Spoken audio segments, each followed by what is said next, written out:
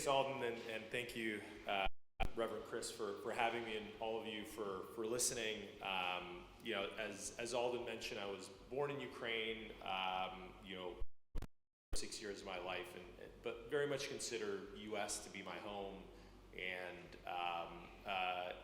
really kind of who I root for in the Olympics, who I relate to, and definitely I think sound more American than I'm Ukrainian, but at the same time throughout my life I've really tried to stay close with family and culture and friends.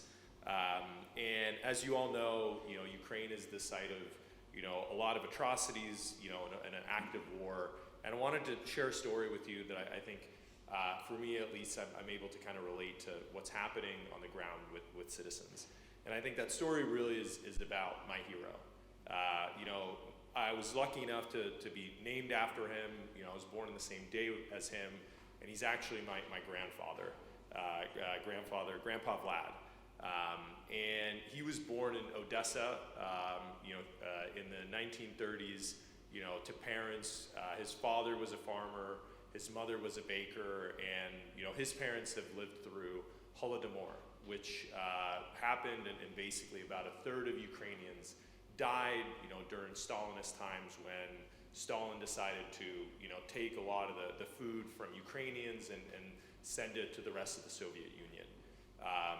Then as my grandfather was a young boy, the Nazis invaded, and his father, along with many men, were sent to the front lines. And as a farmer, he was, despite not having any military background, was willing to go and defend his country and the people.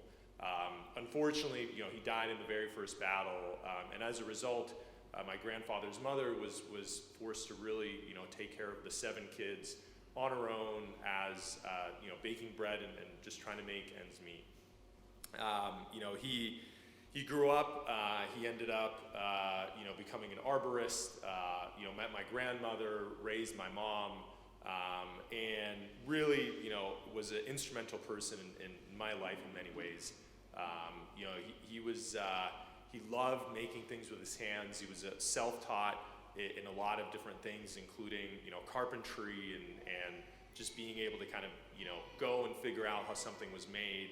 And in fact, spent a good number of years building a house out in the countryside, kind of called a dacha or a summer farmhouse. And really, for many years, I was his shadow, basically following him around, helping at times, distracting at most, as he was putting down floors and pouring cement.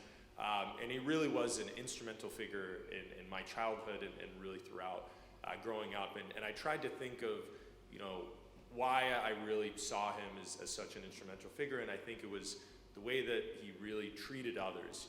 He was the epitome of a Christian, in the sense of would turn the other cheek despite all the hardships that he ever experienced in life. I don't think I've ever heard him say a single bad word about anybody.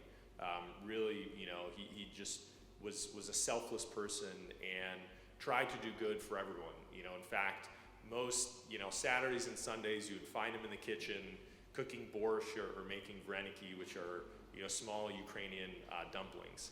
And as I kind of thought about some of the aspects that defined him, I realized that, especially over the last couple of weeks, that I think these are more than just unique aspects of him, but really cultural identities of the people, right?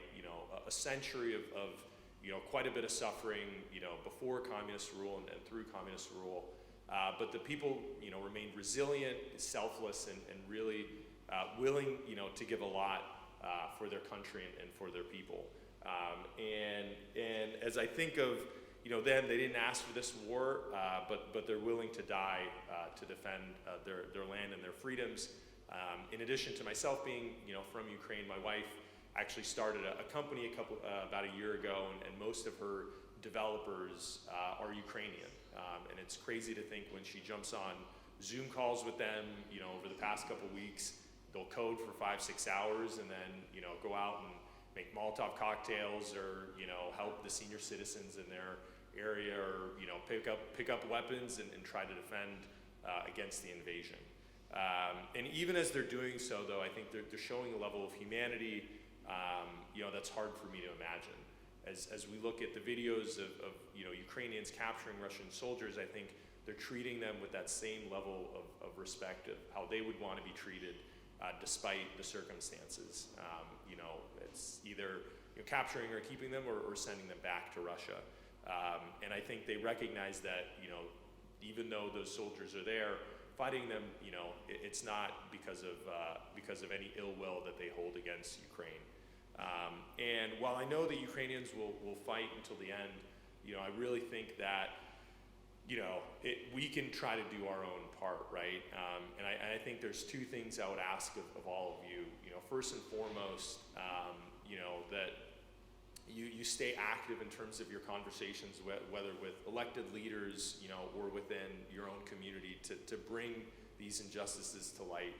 Sitting in front of me or next to you are either past, current, or future leaders of divisions, leaders of companies, and sometimes even leaders of industry.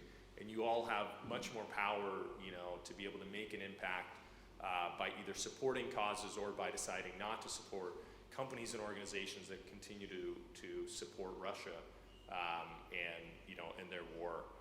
And I also ask that you consider donating to nonprofits. There's lots of fantastic nonprofits on the ground that are helping really civilians, people in need. If you have any questions, please come up and ask me. But two organizations that I'm supporting myself personally, if you're interested, is Save the Children.